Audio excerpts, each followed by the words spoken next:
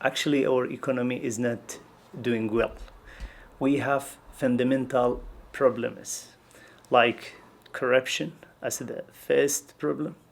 The second problem that we have, we are depending on oil revenue.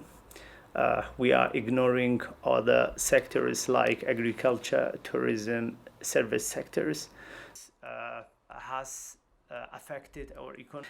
So I can say that now we are experiencing a slow development, slow flourishing. The flourishment can be seen in real estate sector, and I am expecting for agriculture and tourism sector will develop slowly.